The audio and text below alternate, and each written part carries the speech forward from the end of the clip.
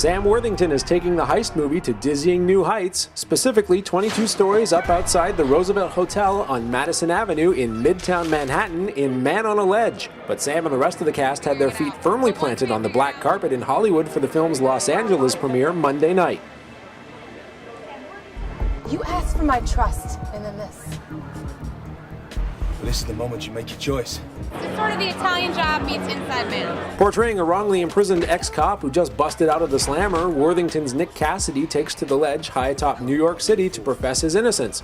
Or is he really just a diversion for the NYPD as his brother, played by Jamie Bell, exacts an elaborate revenge robbery against a sinister businessman played by Ed Harris? Jumpers jump, right?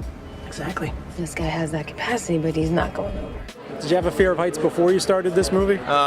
I was a bit uncomfortable and had moments of trepidation to be 220 feet in the air in New York in winter, but you know, the more you do, the more ambitious you get, the more ambitious the camera crew can get.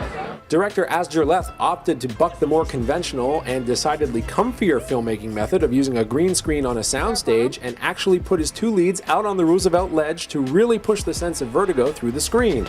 I have that in my blood. For me, I have to feel the reality of it. So, you know, I insisted on shooting as much as this movie on the real location. I was so happy that Sam understood and agreed with that and wanted that. Same with Elizabeth, you know.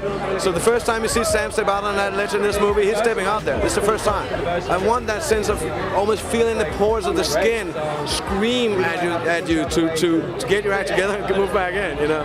And a big part of that is picking the right skyscraper. Leth said there was a series of criteria the ideal building had to match in order to pass the audition. How did you go about finding the right building in New York City? Because you got like a million to choose from. I could go on forever about that. You know, first you have to decide the height. Are we going to do 50 stories? No, that's too far away. That's not going to be a communication with the street crowd. It's 10 stories. No, that's not dangerous enough. So it's like 20 stories, and that's 22 stories. Sort of, and then we realized we couldn't shoot it on a real ledge. That we had to build a room on top of a roof on a building to create our own ledge. Otherwise, we couldn't get the cranes around. It's your show, bro. Let's make it rain. Okay, Joey, you know what to do.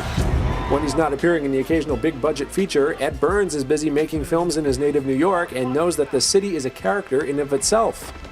You know, the great thing about shooting in New York is the city is the greatest co-star you could ever have. But the other thing that's great is, like, New Yorkers don't care when you're there shooting. So they actually let you get on with the work as long as you don't prevent them from getting to the office on time.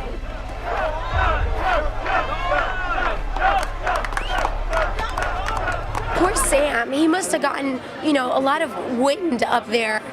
They didn't choose a ledge like in Miami where there was like some sun and some beach breeze. This is my negotiation. Moviegoers will have to wait until Friday to find out if the heist is successful and Worthington's character makes it off the ledge alive. New Yorkers who got to see the filming firsthand last November and recognized the aptly titled Man on the Ledge was the star of Terminator Salvation and Clash of the Titans, however, might have formed their own opinions.